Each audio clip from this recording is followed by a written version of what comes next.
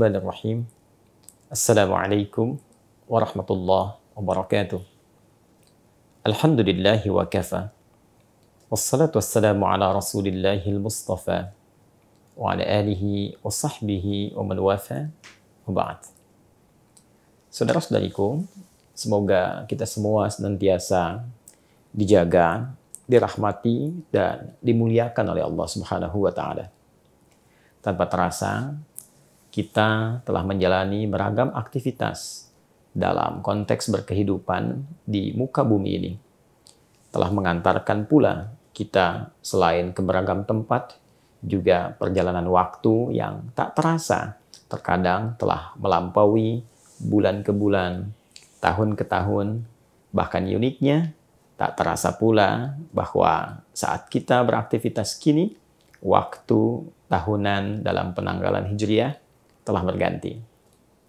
Ya, sekarang telah kita masuki tahun 1444 Hijrah. Tepatnya kita berada di bulan Al-Muharram, bulan pertama yang mengawali penanggalan Hijriah. Ada hal yang sangat penting barangkali untuk kita semua sadari, bahwa penetapan tahun Hijriah itu bukan sekedar memberikan kesan perubahan tanggal, menunjukkan waktu-waktu yang ditetapkan dalam sistem penanggalan Islami, khususnya di era Umar bin Khattab radhiyallahu ta'ala anhu atas usulan salah satunya sahabat Ali bin Abi Thalib radhiyallahu ta'ala anhu. Lebih daripada itu, penetapan momentum hijrah Nabi SAW dari Mekah ke Yathrib yang kelak menjadi Al-Madinah Al-Munawwarah. Suasana kota yang menginspirasi, yang mencerahkan, yang berkemajuan, seakan memberi kesan kepada kita bahwa setiap kita melangkah, kapanpun itu, dimanapun itu, umat Islam itu dengan petunjuk yang Allah berikan kepada mereka, kurikulum kehidupan yang didesain sempurna, mesti memberikan warna-warna kehidupan yang mencerahkan, bersumbangsih dalam segala hal yang positif, merubah sesuatu yang tertinggal menjadi berkemajuan, merubah sesuatu yang cenderung redup, gelap menjadi sesuatu yang terang dan mencerahkan, merubah suasana yang sulit menjadi lapang. Itulah ciri khas Muslim dengan membawa tuntunan Islami. Karena itu, perjalanan setiap Muslim ke berbagai tempat seringkali disebut dengan Fatah. Fathu Makkah, Fathul Andalus. Selalu menggunakan kata Fathu, Fathu, Fathu. Inna fatahna laka fatham mubina. Idza jaa nasrullahi wal fatah. Fatah itu bukan penaklukan. Fatah itu bukan ekspansi. Tapi fatah lebih kepada membuka segala ruang-ruang kebaikan. Membuka segala jenis kemuliaan yang mungkin didapatkan. Karena itu, Allah memiliki nama Al-Fattah, yang membuka segala ruang kemuliaan, yang membuka segala yang sulit menjadi ringan dan mudah, serta membuka segala peluang-peluang yang terbaik untuk hamba-hambanya. Hijrah juga dipahami dalam hadis Nabi SAW adalah meninggalkan segala yang kurang baik, menuju kepada setiap yang mulia, meninggalkan yang salah, yang terlarang, menuju yang soleh, yang dianjurkan. Wal hijratu, dan hijrah itu esensinya ialah berpindah, man hajara amman nahallahu anhu, bagi siapapun yang mampu berpindah dari keadaan yang dilarang oleh Allah, yang tidak disukai oleh Allah dan Rasul-Nya, kepada segala hal yang direstui oleh Allah dan Rasul-Nya sallallahu alaihi wasallam. Maka segala yang dilarang itu singkatnya disebut dengan muharram. Bertutur yang tidak baik itu dilarang, muharram. Mendengar yang tidak elok itu dilarang, muharram. Berzina, korupsi, menipu, membunuh, merampok, membuat hoaks, menghadirkan segala bentuk tindakan kontraproduktif yang negatif, itu dilarang. Itu adalah muharram. Hukumnya haram. Jika kita ingin menjadikan semua itu sebagai landasan dan waktu serta momentum untuk memulai meninggalkan segala yang dilarang itu, maka rumus cepatnya tambahkan alif lam di depan kata muharram sehingga katanya berubah menjadi al-muharram. Bulan pertama di tahun Hijriah diberi nama dengan Al-Muharram. Bukan sekedar ingin menunjuk waktu yang telah berubah. Berganti bulannya, berganti tahunnya. Tidak. Esensinya, ini ingin memberikan pelajaran yang dalam kepada kita semua. Jika kita ingin berhijrah menuju sifat-sifat yang mulia, yang direstui oleh Allah dan Rasul-Nya, maka mulailah dengan meninggalkan segala yang Allah dan Rasul-Nya larang. Maka dengan itu akan terbuka semua peluang-peluang kebaikan yang mampu dilakukan oleh seluruh bagian tubuh kita.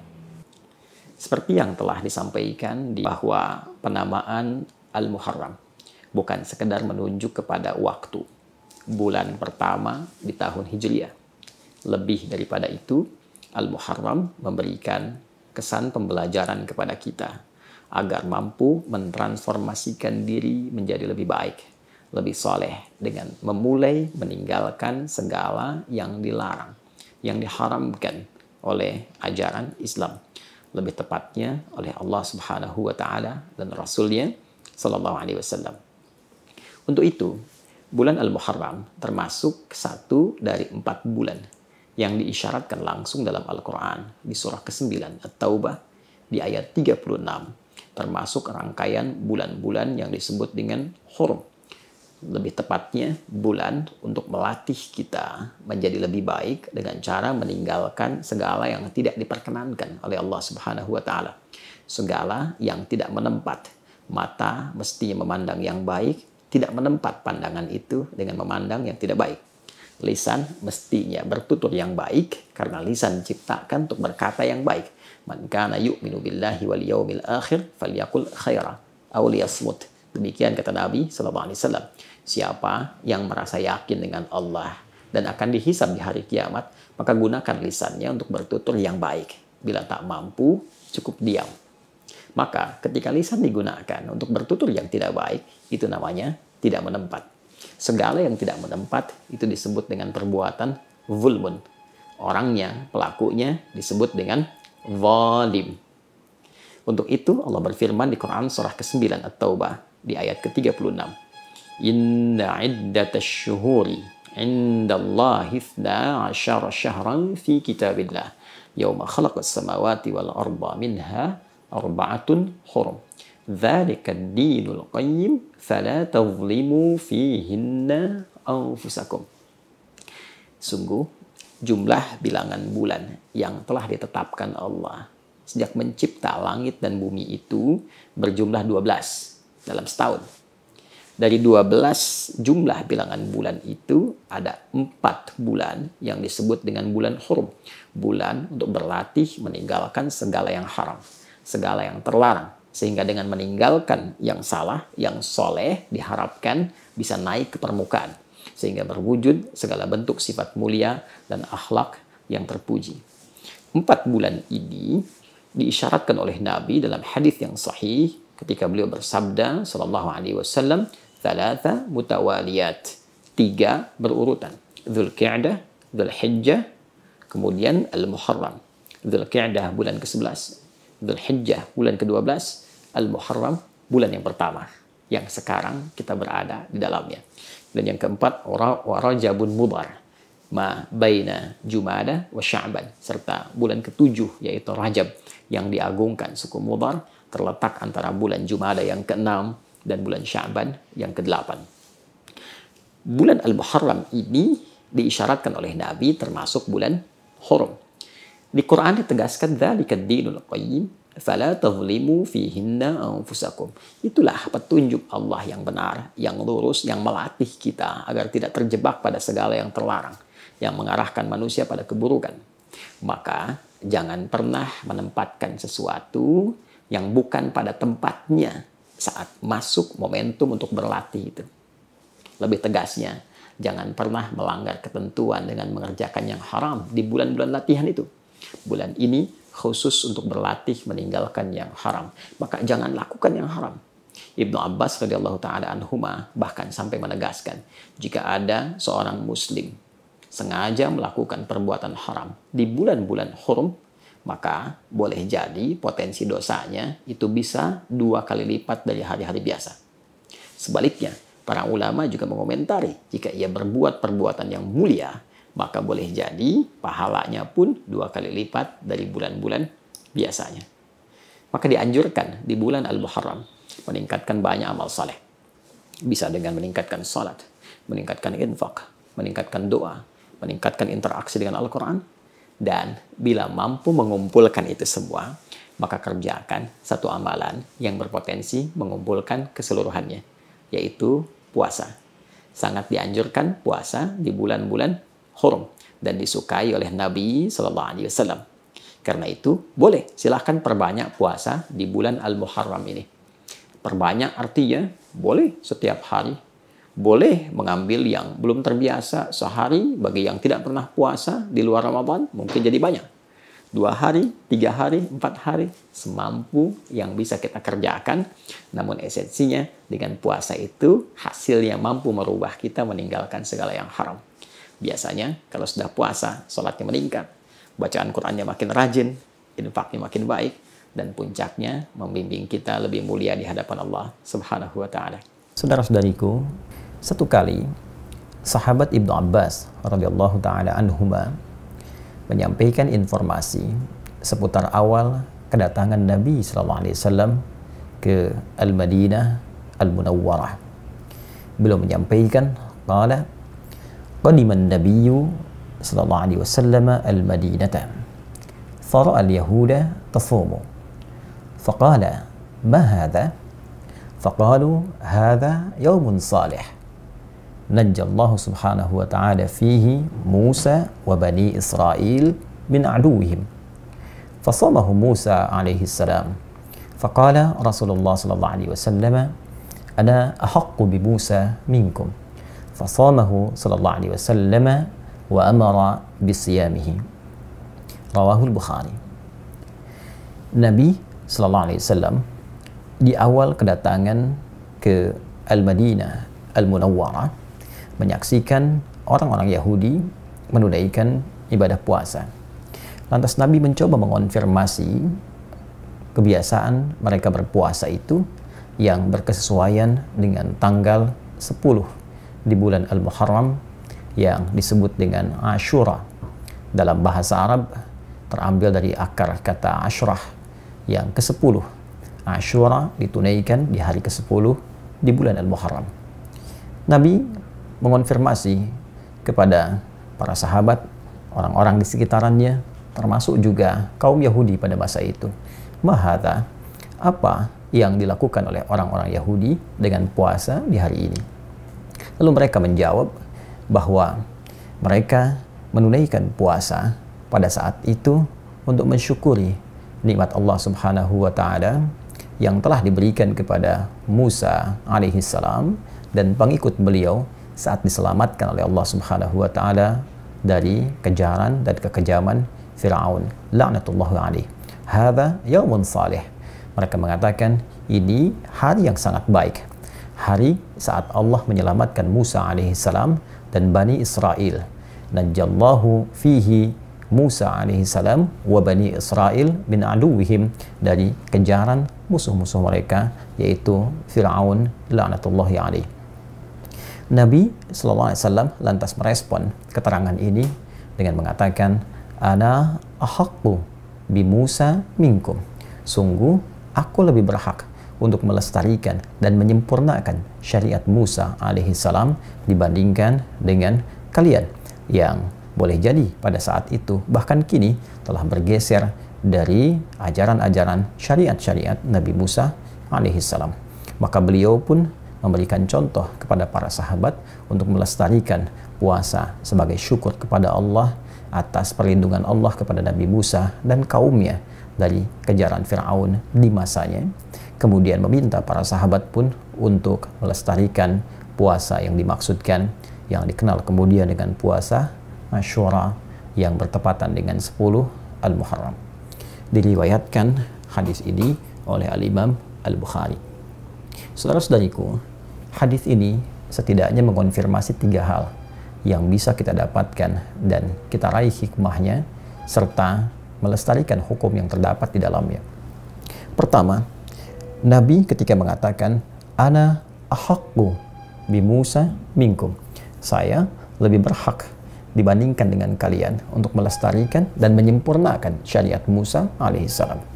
Kalimat ini seakan memberikan penegasan bahwa din syariat yang dibawa oleh setiap nabi dari sejak nabi yang pertama Adam alaihissalam sampai Nabi Muhammad SAW bersumber dari satu Tuhan yang sama, bersumber dari keyakinan yang sama, ketundukan, kepatuhan yang sama. Tunduk, patuh yang melahirkan kedamaian, ketentraman disebut dengan Islam. Aslama, patuh. Aslim, patuhlah. Muslim, orang yang patuh. Karena itu bisa dikatakan bahwa seluruh nabi dan rasul dari nabi pertama sampai dengan ke Nabi Muhammad SAW membawa satu risalah yang sama, din yang sama, yaitu syariat Allah Subhanahu wa Ta'ala. Dan disinilah peran Nabi SAW menjadi penyempurna sebagai nabi penutup yang menyempurnakan seluruh risalah yang dibawa oleh seluruh nabi dan rasul sebelumnya sesuai dengan masa dan eranya. Kedua, Nabi SAW ingin memberikan keteladanan kepada kita bahwa segala bentuk nikmat yang kita terima dari Allah Subhanahu wa Ta'ala, apakah nikmat itu berupa pemberian yang kita dapati atau pertolongan yang Allah berikan saat kita mengalami satu ujian, musibah, terbebas dari lilitan utang piutang, terbebas dari kejaran orang-orang yang mengintai, terbebas dari ancaman-ancaman yang dihadapi, segala kesulitan yang kita rasakan, dan mendapati pertolongan Allah, bahkan diberikan pemberian yang begitu berlimpah, maka adab kita terhadap Allah Subhanahu wa Ta'ala adalah menampilkan puncak syukur kepadanya. Seperti Nabi ketika diberikan anugerah oleh Allah yang besar dengan turunnya surah Al-Kautsar itu, inna a'tainakal kautsar, kami sungguh telah menjamin, menyiapkan untukmu kenikmatan yang sangat berlimpah di surga kelak. Fasalli li rabbika wanhar. Maka dengan itu sikapilah semua nikmat yang telah kami jaminkan itu dengan cara bersyukur kepada Allah, dengan meningkatkan salatmu, meningkatkan doamu, meningkatkan korbanmu, meningkatkan sifat berbagimu. Jadi adab di dalam Al-Quran, adab di dalam hadis, ketika kita mendapatkan satu kenikmatan, satu pemberian dari Allah, satu perlindungan, maka syukurilah semua itu dengan meningkatkan amal saleh. Seperti Nabi Musa mensyukuri dengan puasa, Nabi Muhammad mensyukuri dengan hadirnya setiap tambahan usia yang Allah hadirkan kepada beliau dengan puasa. Nabi Muhammad mensyukuri nikmat surga yang dijaminkan dengan meningkatkan sholatnya dan gemar berbagi bersama umatnya. Karena itulah dalam kondisi apapun yang kita hadapi, ketika Allah memberikan nikmat sekecil apapun, maka hadirkan syukur kita kepada Allah. Baik itu dengan meningkatkan salat, meningkatkan bacaan Al-Quran, ataupun dengan cara meningkatkan ibadah siyam, berpuasa diniatkan sebagai ibadah karena Allah Subhanahu wa Ta'ala. Yang ketiga, hadirin saudara-saudariku, yang paling menarik, Nabi menegaskan bahwa puasa Asyura ini yang bertepatan dengan 10 Al-Muharram memiliki satu keistimewaan lebih, yaitu yukaffirus sanatal madiyah, bisa menggugurkan dosa setahun yang berlalu. Para ulama mengonfirmasi bahwa dosa yang dimaksudkan adalah dosa-dosa kecil, bukan dosa-dosa besar yang mesti mewajibkan dan menghadirkan taubat yang sungguh-sungguh kepada Allah Subhanahu wa Ta'ala dengan mengikuti berbagai perangkat, berbagai tata cara yang telah ditetapkan oleh syariat. Namun demikian, ini tentunya menjadi hadiah yang sangat besar. Hanya terjadi sekali dalam satu tahun. Puasa Asyura 10 Al-Muharram menggugurkan dosa-dosa kecil setahun yang telah berlalu. Dan ciri orang yang berhasil menunaikan puasa itu adalah orang yang bisa menghadirkan perbedaan sebelum puasa dengan setelah puasa, terhindarnya ia dari kebiasaan-kebiasaan yang bisa melahirkan dosa-dosa kecil dari perilakunya, sehingga dengan itu terjaga ia dalam kebaikan. Assalamualaikum warahmatullahi wabarakatuh. Ustadz, mohon dijelaskan tentang saum-saum sunnah di bulan Muharram apa saja. Masya Allah, bulan-bulan haram itu memang disunahkan kita untuk puasa. Hadisnya di Al-Bukhari nomor hadis 1379. Ya, Puasa yang sangat dicintai oleh Allah, disukai Allah setelah bulan Ramadan adalah Syahrullahil Muharram. Bulan-bulan hurum. Bulan hurum itu ada 4. Dalil Qur'annya surah 9 ayat 36. Inna iddatasy syuhuri 'indallahi 12 syahran fi kitabillah yauma khalaqas samawati wal arda minha arba'atun hurum. Ada 4 bulan hurum. 1 Dzulqa'dah, 2 Dzulhijjah, sekarang sudah sampai 25 Dzulhijjah, 3 Al-Muharram bulan depan, yang keempat bulan Rajab. Pada bulan-bulan itu disunahkan kita memperbanyak amal soleh. Kalau Anda kerjakan amal soleh, maka status pahalanya naik di bulan-bulan itu. Jadi kalau sekarang Anda sholat, pahalanya bertambah. Kalau sekarang Anda misalnya baca Quran, pahalanya bertambah. Kalau sekarang misalnya Anda infak, pahalanya bertambah. Mumpung masih ada waktunya, ayo tingkatkan. Nah, caranya bagaimana? Kalau Anda ingin mengamalkan satu amalan, dan banyak amalan lain mengikuti, satu amalan yang lain ikut. Satu amalan, mendayung satu amalan, 2-3 amal mengikuti. Apa amalannya? Rumus nabinya puasa. Karena dengan puasa, yang lain akan ikut. Anda kalau tidak puasa, jangankan sholat sunnah, sholat fardu terlambat perasaan biasa. Tapi kalau sedang puasa, ketinggalan sholat sunnah, Anda bisa gelisah. Nambah. Anda kalau tidak puasa, jarang baca Al-Quran. Tapi kalau sedang puasa, ada dorongan baca Al-Quran. Anda tidak puasa, tuh di depan ada yang minta, belum tentu dikasih. Tapi saat Anda sedang puasa, yang nggak kelihatan mata pun, Anda catat. Cek saat Ramadan, bukankah fakir, miskin, yatim Anda tulis, Anda cari. Dan hebatnya, orang puasa itu akan cenderung untuk meninggalkan maksiat. Dia tekan. Saat sedang puasa, dikelaksonin orang, bisa marah. Dicela, bisa membalas. Tapi saat sedang puasa, Anda bisa tahan semua itu. Minimal, takut batal puasanya. Sudah jam 5, tinggal 30 menit lagi mau buka. Dicela orang habis-habisan. Dasar kamu begini, begini, begini, begini. Masya Allah. Antum gak akan balas. Tahan. Takut batal. Kata teman, kenapa nggak dibalas? Ntar habis maghrib. Habis maghrib. Masya Allah. Luar biasa. Nah, jadi silahkan kalau bulan-bulan hurum itu, bulan hurum, puasanya silahkan. Mau sunnah-sunnah biasa, silahkan. Sunnah biasa itu Senin dengan Kamis. Sekarang hari apa? Hari Sabtu. Nanti lusa, Ahad, lusanya Senin, silahkan puasa. Kamisnya puasa. Ayamul Bid sekarang sudah lewat, tunggu bulan depan. Makanya kalau ada harinya jangan dilewatkan. Karena belum tentu hidup sampai bulan yang berikutnya. Paham ya? Nah kalau sudah mau tambah lagi, ningkat boleh. Puasa Daud misalnya. Sehari puasa, sehari tidak. Senin puasa, Selasa tidak. Rabu puasa, Kamis tidak. Silahkan tingkatkan, gak ada masalah. Tapi ingat, untuk istilah Daud, itu cuma untuk puasa. Sholat tidak ada. Ini tidak ada sholat Daud. Ya. Subuh sholat, duhur tidak. Asar sholat, maghrib tidak. Kamu sholat apa? Sholat Daud. Masya Allah. Cuma antum yang ngarang itu. Ya. Nah tapi untuk bulan Muharram, bulan-bulan hurum maksudnya, itu boleh antum melebihi yang puasa Daud, asalkan tetap ada bukanya. Ya, asalkan tetap ada bukanya. Misal, Senin puasa, Selasa puasa, Rabu tidak, Kamis puasa lagi, Jumat tidak, Sabtu puasa lagi. Karena di bulan-bulan hurum itu memperbanyak puasa sunnah. Kalau memperbanyak tidak diberikan waktu-waktu spesifik. Sepanjang antum ingin banyakin, silahkan. Tapi disarankan di waktu-waktu hari raya antum berbuka. Waktu hari raya itu Jumat. Jumat itu waktu spesial untuk kita. Maka berbuka kita di situ. Dan waktu-waktu yang khususnya dipahami sebagai hari-hari untuk berkumpul. Dia ada undangan, ada macam-macam kayak Sabtu, kayak Ahad misalnya. Antum bisa berbuka supaya tidak sungkan kalau kemudian diundang orang untuk datang dan menikmati hidangannya. Walaupun kalau antum misalnya puasa tidak dilarang. Jadi begitu ada undangan, antum bisa batalkan. Ya puasa sunnah itu sepanjang bukan yang khusus. Misal Senin Kamis ya. Misal puasa Daud dan sebagainya. Kalau bukan yang khusus-khusus, ada undangan, batalkan aja, sunnahnya dibatalkan. Batalkan. Ya, jelas ya. Tapi kalau yang khusus, misalnya puasa Arafah, ya, puasa 10 Al-Muharram, itu antum bisa kemudian tahan dan jelaskan, itu nggak ada masalah. Tapi kalau yang biasa-biasa, antum bisa batalkan. Ya, tapi jangan berniat puasa untuk batal. Awas hati-hati. Ada pernikahan nih hari ini, Masya Allah, puasa ada pahala, Masya Allah. Begitu sudah masuk kepada waktunya, datang, mau kemana? Buka, Masya Allah. Dah ya, cukup dulu ya, cukup dulu karena pagi ini kami ditunggu harus menyampaikan satu hal yang penting. Ya dalam momentum yang penting ada pernikahan yang saya diminta untuk menyampaikan kata sambutan untuk dua keluarga. Dan juga Alhamdulillah insya Allah katanya Pak Gubernur bisa bergabung.